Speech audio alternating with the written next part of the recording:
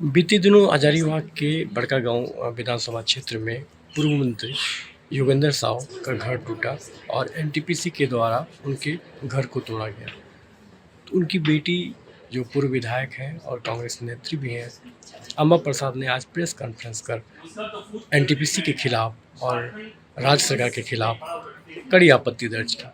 साथ ही कहा कि जब यह मामला कोर्ट में है तो फिर ये इस तरह की कार्रवाई कैसी की गई, जबकि हमने कांग्रेस नेतृत्व को इन सब सारे मामले को अवगत कराया था।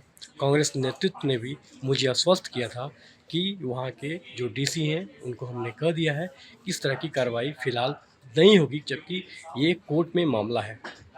उन्होंने कहा कि हमारे घर में जबरन हमारी जो माँ है पूर्व विधायक निर्मला देवी, उनको एक चप्पल नंगे पाँव ही उनको घर से निकाला गया। साथ ही जो कीमती सामान है वो उसको भी निकालने नहीं दिया गया। करीब 20 से 25 लाख का नुकसान हुआ है। घर से सामान जो हमारा नष्ट हुआ है उसको कौन देगा, प्लस जो हमारी बेइज्जती हुई पूरे परिवार की जो बेइज्जती की गई उसको सम्मान वापस कौन देगा। तो ये सारे जवाबों को जो है वो तलाश रही थी। साथ ही उन्होंने कांग्रेस नेतृत्व पर भी, जो खासकर जो दो प्रवक्ता हैं उन पे भी हमला बोला। अमर प्रसाद ने कहा इन सारे मामले को मैं कांग्रेस के पूर्व अध्यक्ष सांसद राहुल गांधी के पास रखूंगी और मुझे पूरा विश्वास है कि मुझे जरूर न्याय मिलेगा। मुआवजा 2013 के अधिनियम के तहत वहाँ पे अपने क्षेत्र में दिलाना, उसी के तहत सभी लोगों को फायदा होगा, राज्य को भी फायदा होगा। तो इसकी लड़ाई लड़ रहे हैं और इसमें बहुत सारी यातना सह रहे हैं। पूर्व मंत्री श्री योगेंद्र साव जी लगभग 1 साल से धरना प्रदर्शन में थे और लगातार आप लोगों के पास न्यूज भी आता रहा। अब क्योंकि अचानक से प्रेस कॉन्फ्रेंस में हम लोगों ने देखा कि पूर्व मंत्री श्री योगेंद्र साव जी को निष्कासित कर दिया गया, तो इसमें तो हम लोगों से कोई पूछा भी नहीं, कोई हम लोग को नोटिस भी नहीं दिया। अब जब प्रेस में आके जब बोल रहे हैं तो कई झूठ भी बोल रहे हैं। झूठ ये बोल रहे हैं कि कोई मसला था तो पार्टी में आके बोलना चाहिए था। झूठ ये बोल रहे हैं कि किसी के पास साथ भी अगर दिक्कत होता है, कोई पार्टी वर्कर अगर परेशान रहता है तो हम उसके साथ खड़े रहते हैं। और प्रवक्ता जो है, जो कांग्रेस के प्रवक्ता है राकेश सिन्हा जी, और जो जेएमएम के प्रवक्ता है मनोज पांडे जी, ये हमको हिदायत दे रहे हैं प्रेस में कि अगर कोई मसला था तो उसको हल करना चाहिए था, पार्टी में आके हल करना चाहिए था। तो मनोज पांडे जी जो जेएमएम के प्रवक्ता है उनसे ये पूछना चाहते हैं कि कोई भी समस्या का अगर किसी मसला को अगर हल करने का अगर कोई एसओपी है गठबंधन की सरकार में तो वो उसको मतलब जारी कर दीजिए, क्योंकि दूसरा क्या मसला होता है हमको पता नहीं, क्योंकि हम हर फोरम पे और हम हमेशा अपना जो समस्या है क्षेत्र का वो हमेशा बताते रहे हैं। और अगर पार्टी ये कहती है कि हमने उनको सूचित नहीं किया है तो पहले तो मैं माफी चाहती हूँ हमारे रामेश्वर राव जी जो डिसिप्लिनरी कमेटी के जो अनुशासन समिति के अध्यक्ष हैं, क्योंकि मुझे अनुशासन तोड़ना पड़ रहा है, क्योंकि उन्होंने मुझे मजबूर किया अनुशासन तोड़ने के लिए। अगर वो झूठ नहीं बोलते प्रेस में आके तो हम ये सब कागज लेके नहीं आते और हम भी प्रेस में नहीं आते। लेकिन झूठ बोल के कि हम लोग मतलब कोई मसला पार्टी में हम लोग नहीं लेके गए या पार्टी में उनको जानकारी नहीं था, और लगातार इतना प्रताड़ना हम लोग तब से क्षेत्र में झेल रहे हैं। अभी तक इस साल के बारे में बता रहे हैं कि 7 केस मेरे पिताजी के ऊपर हुआ है और कई रैयतों के ऊपर हुआ है। फर्जी मुकदमा होते गया और हम लोग सूचना देते गए, लेकिन उन लोग को कोई बचा नहीं पाया। तो मेरे पिताजी जब धरना दिए थे या फिर जो आंदोलन छिड़ा था तो हम लोग को धमकी भी मिला था, जो आप लोगों को प्रेस कॉन्फ्रेंस के माध्यम से बताए थे कि कोई बीजेपी के एमपी सीएम रमेश जिसका नाम है, वो धमकी दिए थे कि तुम्हारा राजनीतिक पॉलिटिकल करियर बर्बाद कर देंगे, तुम्हारे पिताजी को अरेस्ट करवा देंगे, जेल भेज देंगे और भी तरह तरह का चीज, लेकिन जो ऑन रिकॉर्ड है हम उसी पे बात करेंगे। तो उस पे भी पार्टी के लोग कुछ भी बोलने से बचते रहे और लगातार हमको अभाव महसूस होते रहा, और इसलिए हम केंद्र नेतृत्व के पास गए और वहां पे सारे चीजों को रखे। तो क्या इनको इस बात का दिक्कत हो रहा है कि हम सीधा डायरेक्ट केंद्र नेतृत्व के पास चले गए। अच्छा, ये बोलते हैं कि लोकप्रिय मुख्यमंत्री जी के बारे में टिप्पणी कर दी है। मतलब इनको और कुछ नहीं दिख रहा है कि हमारे साथ अन्याय हो रहा है इतना समय से, और किस तरह से मेरी माँ पूर्व विधायक निर्मला देवी जी को नंगे पांव और 90 में फोन छीन करके उनको थाना भेज दिया गया, और पूरे उसी तरह से सामान के ऊपर बुलडोजर चला दिया गया। नाश्ता तक नहीं करने दिया गया। 11-12 बजे वो नाश्ता बना के नाश्ता करने ही जा रही थी, उसी समय ये सारा प्रकरण किया गया।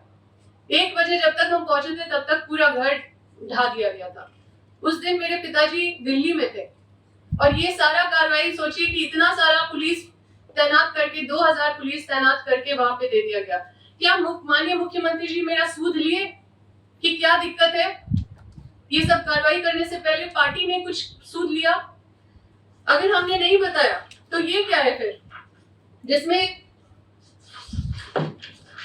राजेश कच्छप जी, रामचंद्र सिंह जी और सुरेश बैठा जी, जो तीनों विधायक है, वो हमारे क्षेत्र क्यों गए थे अगर हमने नहीं बताया था? तो ये कमेटी का निर्माण क्यों किया गया था? इसमें साफ साफ लिखा हुआ है कि वहां पे रैयतों का और जो योगेंद्र साहु जी का कारखाना है उसको जबरन वहां पे बुलडोज कर दिया गया। किसी को वहां पे मुआवजा नहीं दिया जा रहा नियम पूर्वक, और इस पुलिस द्वारा रात में मारपीट भी किया जाता है और रैयतों के साथ शोषण भी किया जाता है। और जो हमारे घर 400 पुलिस फोर्स भेज दिया गया था सीएम रमेश के कहने पे, उस पे ये कमेटी बनी थी।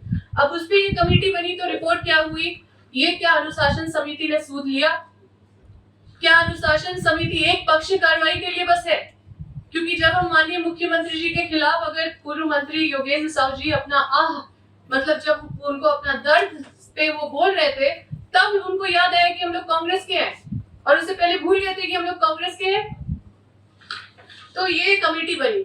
उसके बाद भी हम लोग लगातार लगे रहे तो एक और कमेटी बनी, और ये कमेटी जो बनी है ये 30/1/2026 को बनी है। अब ये कमेटी में 2 मंत्री भी हैं और तीनों विधायक हैं। जो मंत्री हैं वो वित्त मंत्री भी है, स्वास्थ्य मंत्री भी है, और विधायक राजेश कच्छप जी है, रामचंद्र सिंह जी है, सुरेश बैठा जी है। इसकी एक बार भी बैठक हुई है क्या? क्या इन लोगों को आपने देखा है कि इस संबंध में या इस मामले में कभी भी बड़का गांव में गए हैं? क्या आपने देखा है? क्या अनुशासन समिति इसको नहीं देखती है? क्या आपने कभी सुना है कि हमारे कितने सारे विधायक कांग्रेस मंत्रियों के खिलाफ बोलते रहते हैं? क्या वो लोकप्रिय नहीं है? क्या लोकप्रिय सिर्फ माननीय मुख्यमंत्री जी हैं? हो सकता है कि कांग्रेस के मंत्री लोकप्रिय नहीं है, इसीलिए उनके खिलाफ टीका टिप्पणी करने पे भी कोई कार्रवाई नहीं हुआ, ना ही किसी को नोटिस गया। ये बताना चाहते हैं कि आत्मसम्मान को विसर्जित करते हुए या परिवार का सम्मान को विसर्जित करते हुए हम कोई राजनीति नहीं कर सकते, और इसका जवाब तो इन लोगों को देना पड़ेगा, क्योंकि हम अपने जगह में सही है, और अगर गलत है तो ये लोग उसका स्पष्टीकरण दें, उसका हमको पूरा मतलब अच्छे से सफाई से बताए कि कहाँ गलत है। और हमको अगर ये लोग सिखा रहे हैं, वैसे लोग सिखा रहे हैं जो जनता में कभी गए नहीं। ये दोनों प्रवक्ता जो जेएमएम और कांग्रेस के हैं, जो मीडिया में बोल रहे हैं, ना ही कभी मतलब ये लोग इतने वरिष्ठ नेता हैं जो कभी आज तक ना चुनाव लड़े, ना कभी जनता के बीच गए, ना कभी कोई जनता का समस्या से कोई मतलब रखे, ना ही कोई जनता के मुद्दे से इनको कोई मतलब है। पार्टी में रहते हुए आप ये लड़ाई लड़ेंगे? पार्टी से जवाब भी मांग रहे हैं। देखिए, पार्टी 2-4 आदमी नहीं है। ये लोग जो मिलके यहाँ पे पार्टी का, अब हम उस पर ज्यादा बोलेंगे तो बहुत ज्यादा अनुशासनहीनता पे हम नहीं जाना चाहते। थोड़ा सा हम अनुशासन भंग जरूर किए जिसपे हमको मजबूर किया गया है। बाकी आप लोगों के बीच में इस विषय पे फिर से आएंगे, लेकिन कुछ मामलों को हम पार्टी के स्तर तक ही रखना चाहते हैं। उन्होंने ये बोला था कि साजिश के तहत हम लोगों को यहाँ पे पॉलिटिकली बर्बाद करने का और पॉलिटिकली खत्म करने का साजिश किया जा रहा है। तो क्या गलत बोला था? क्योंकि इतने सारे पुलिस फोर्स, जितना थाना नहीं है हजारीबाग लोकसभा में, उससे ज्यादा वहां पे पुलिस फोर्स आपको तैनात दिखेंगे।